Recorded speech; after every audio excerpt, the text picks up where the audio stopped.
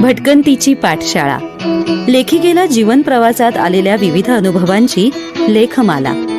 लेखिका भारती ठाकूर. वाचक स्वर सुवर्णा दाबक. ध्वनिमुद्रण सुप्रिया देवघरे. कॅलिडोस्कोप नाशिक. भटकंतीची पाठशाळा.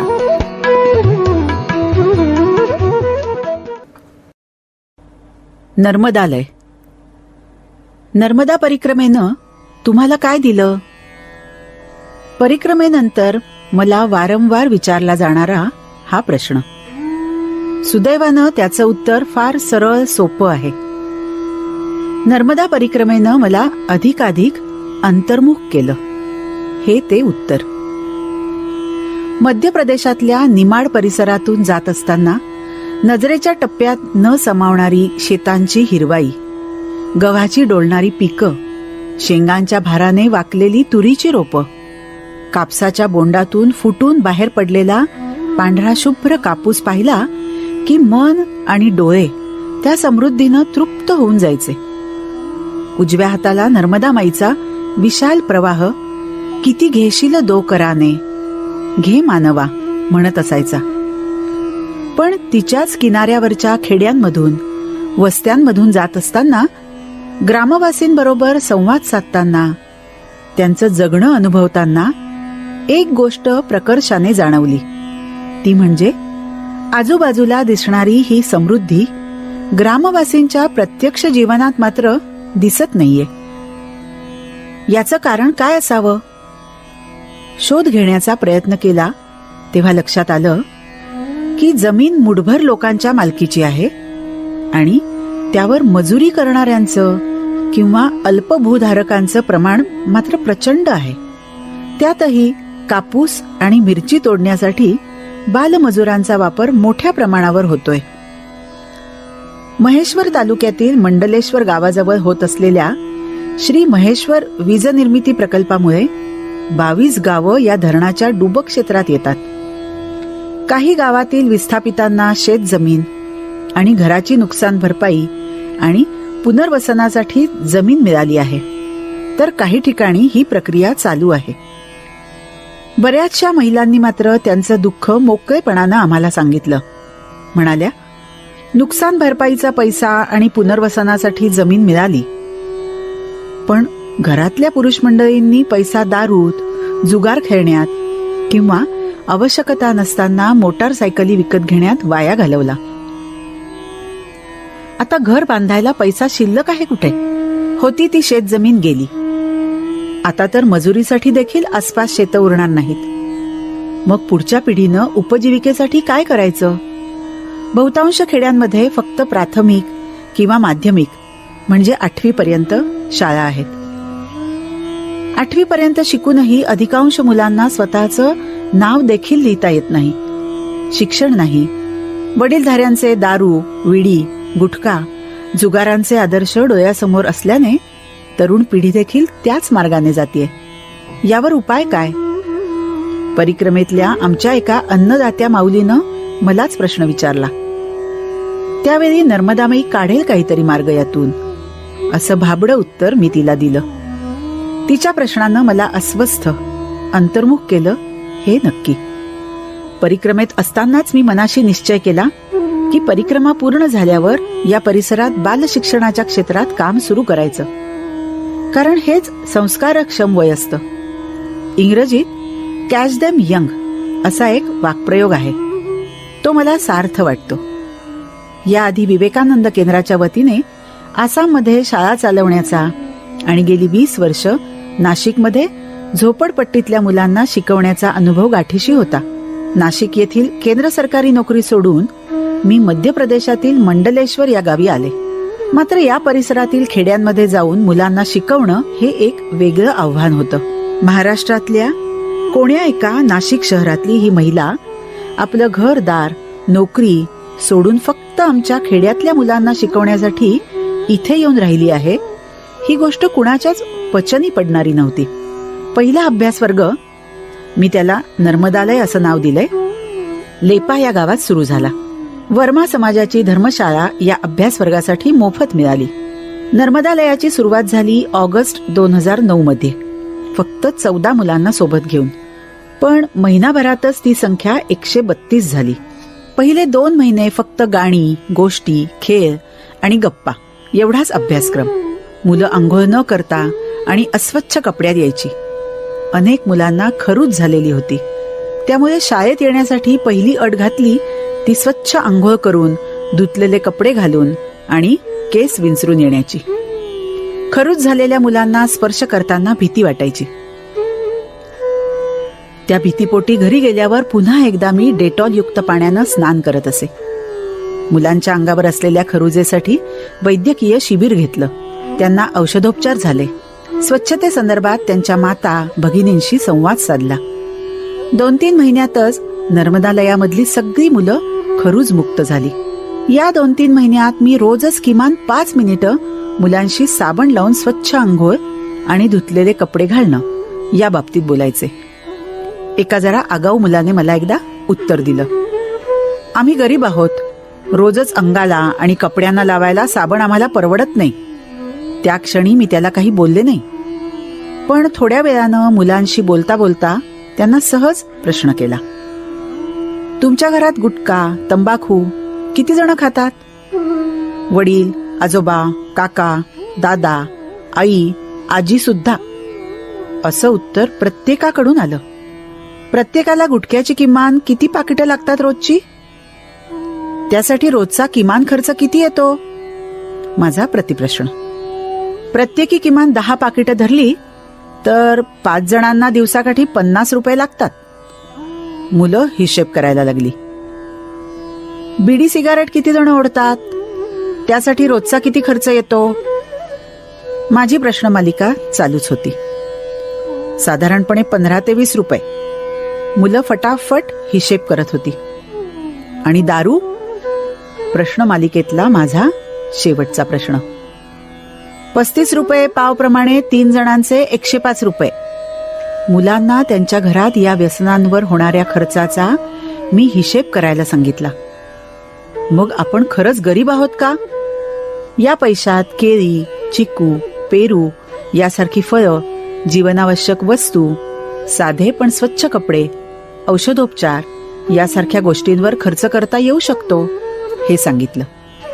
या व्यसनांचे शरीरावर होणारे दुष्परिणाम समजावले. वडीलधाऱ्या मंडळींची व्यसनं सोडवणं सोपं काम नाहीये. आपण प्रयत्न मात्र करूया. पण तुम्ही मोठे झाल्यावर दारू पिणार का?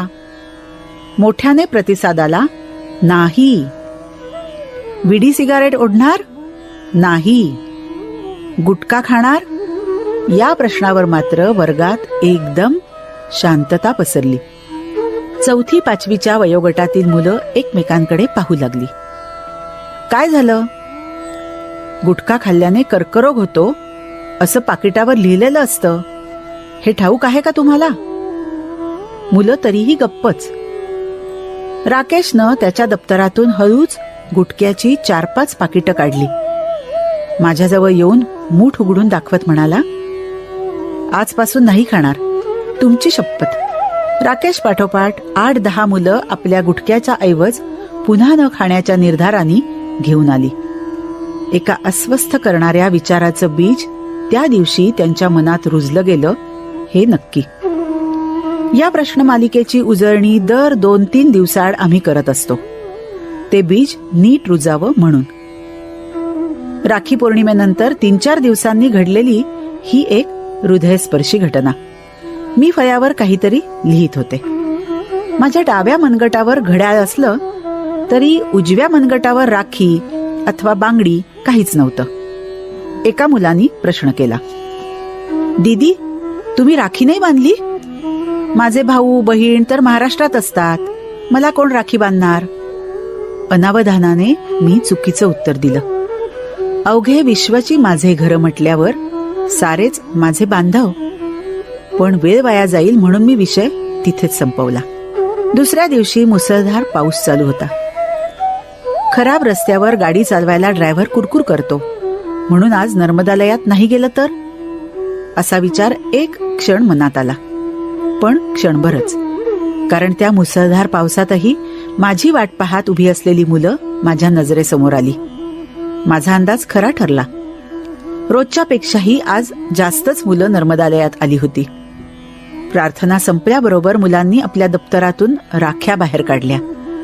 कुंकवाच्या ऐवजी टिकलीचं पाकिट आणि तोंड गोड करण्यासाठी कागदाच्या पुरचुंडीत साखर.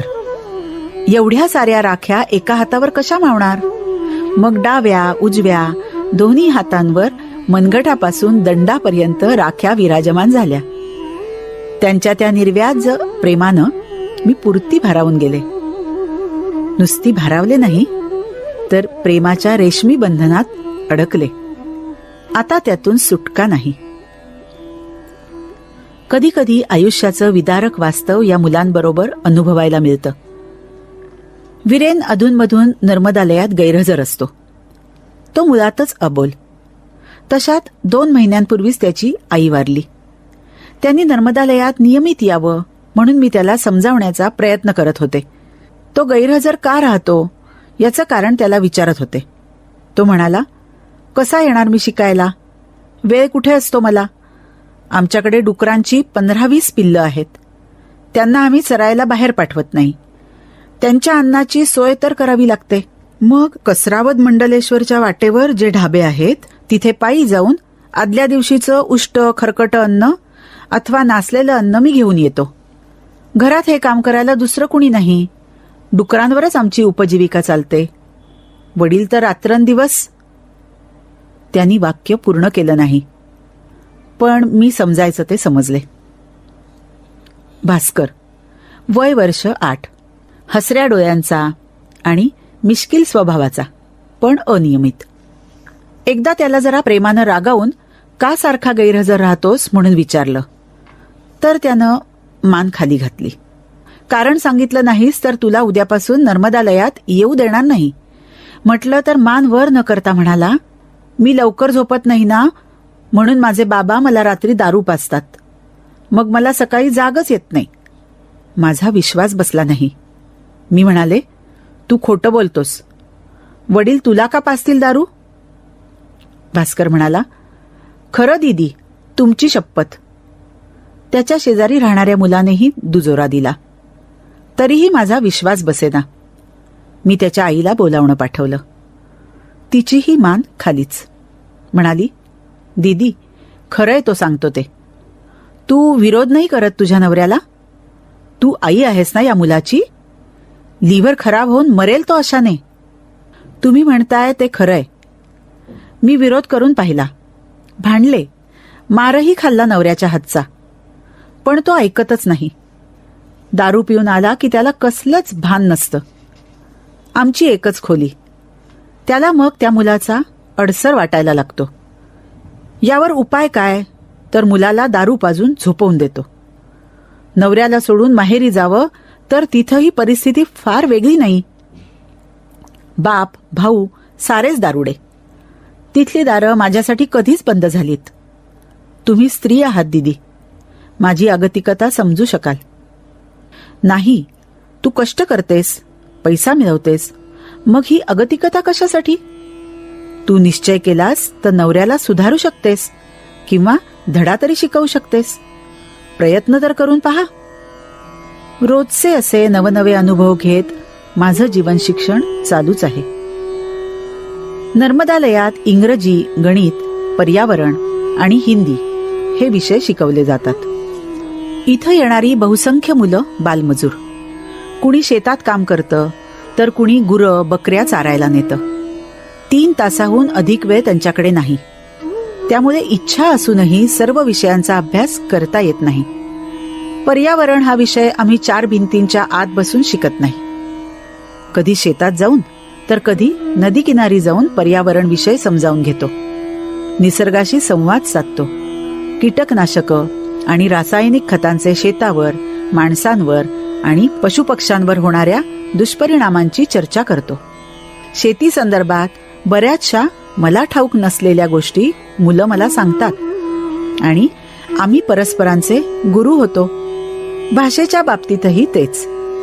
मी त्यांना इंग्रजी शिकवते तर ते मला निमाडी भाषा शिकवतात.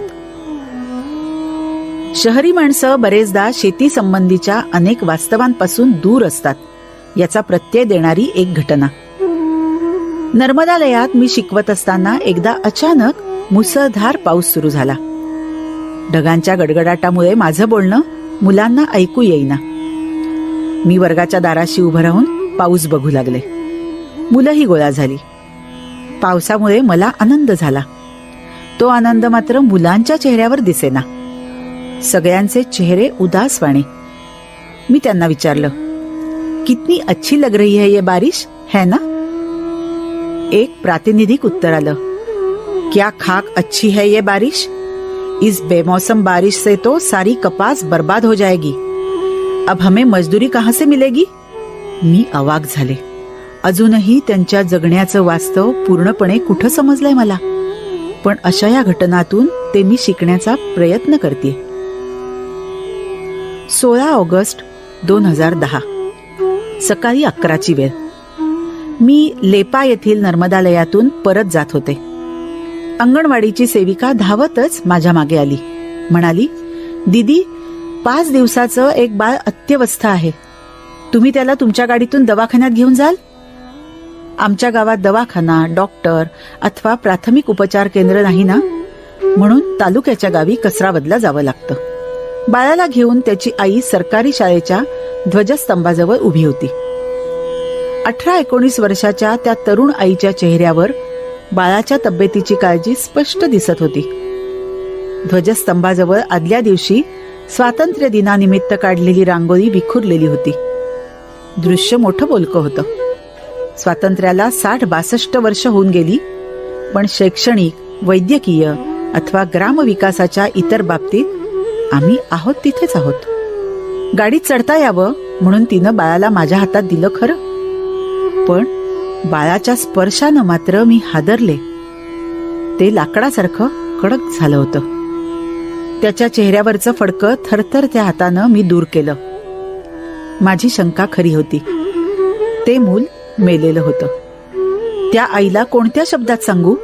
माझ्या डोळ्यातले अश्रू मोठ्या प्रयासानं अडवीत मी तिला विचारलं, तुझा नवरा कुठे आहे? तो का नाही आला तुझ्याबरोबर? तो शेतात मजुरीसाठी गेला आहे. तो आला असता तर मजुरी बुडेल ना 1 दिवसाची. शिवाय पावसाळ्यात रोज कुठे मिळते मजुरी? कसरावदला सरकारी दवाखान्यात डॉक्टरांनी बाळाला बघताच त्यांच्याही चेहऱ्यावरचे भाव बदलले. आमच्या समाधानासाठी बाळाला तपासलं आणि म्हणाले, बाळ तर 4-5 तासापूर्वीच मरण पावलं आहे. आक्रोशणाऱ्या आईला सावरत मी लेपा गावात परतले. गावकऱ्यांशी बोलताना कळलं की आसपासच्या कित्येक गावांमध्ये वैद्यकीय सुविधा नाहीत. वाईट रस्ते आणि दळणवळणांच्या साधनाअभावी उपचारांसाठी तालुक्याच्या गावी पोहोचणं सुद्धा सगळ्यांना शक्य नसतं. घरी परत जाताना एका विचारानं अस्वस्थ केलं, फक्त शिक्षणाच्या क्षेत्रात काम करणं पुरेसं आहे? लोकांच्या वैद्यकीय उपचारांसाठी काय करता येईल? माझ्या एकटीच्या पेन्शनमधून हे काम करता येणं शक्य नव्हतं. काही समविचारी लोकांनी सुचवलं की आपण संस्था स्थापन करू, म्हणजे स्वैच्छिक देणग्यांमधून आपल्याला हे काम सुरू करता येईल. शुभस्य शीघ्रम म्हणत 24 ऑगस्ट 2010 रोजी निमाड अभ्युदय या संस्थेची स्थापना झाली. 23 जानेवारी 2012 रोजी आमच्याच परिसरात वास्तव्य असणाऱ्या पण अनोळखी एका साधूने त्यांचा 5400 वर्ग चौरस फूट जागा असलेला आणि अगदी नवा कोरा आश्रम आमच्या या संस्थेच्या कार्यासाठी दान केला. लोकांचेही मदतीचे हात पुढे यायला लागले. नर्मदा किनारी जाऊन एखाद्या गावात 2-4 तास शिकवावं आणि उरलेला वेळ नर्मदेकाठी भटकंती करण्यात, वाचनात किंवा लिखाणात घालवावा असा थोडासा स्वार्थी विचार करून 2009 साली इथे आले खरं, पण नियतीच्या योजना काही वेगळ्याच होत्या.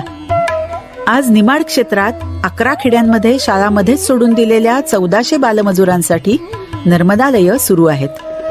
14 वर्षापुढील मुलामुलींसाठी व्यवसाय प्रशिक्षण केंद्र सुरू केलं आहे.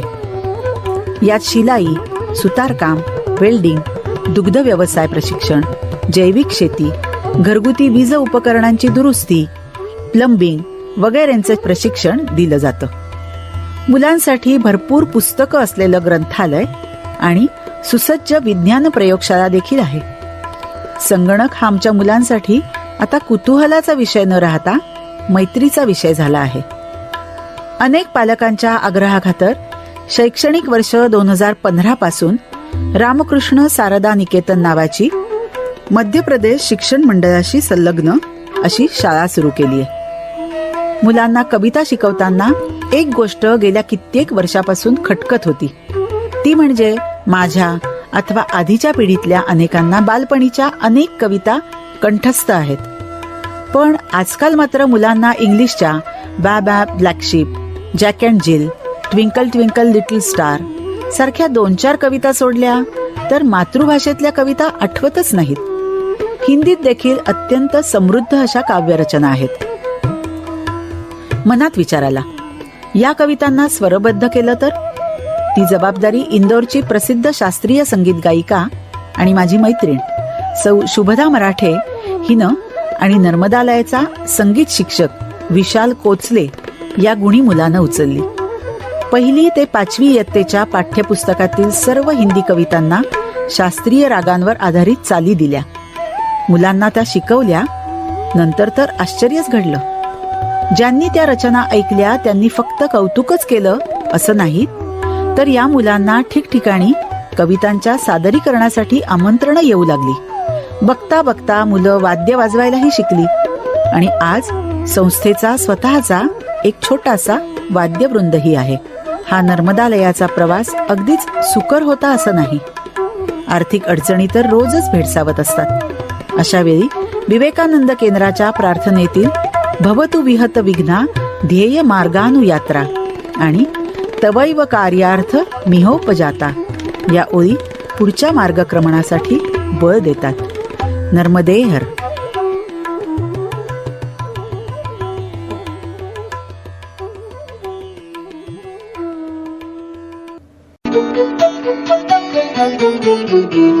भटकंतीची पाठशाळा. लेखिकेला जीवन प्रवासात आलेल्या विविध अनुभवांची लेखमाला. लेखिका भारती ठाकूर. वाचक स्वर सुवर्णा दाबक. ध्वनिमुद्रण सुप्रिया देवघरे. कॅलिडोस्कोप नाशिक. भटकंतीची पाठशाळा.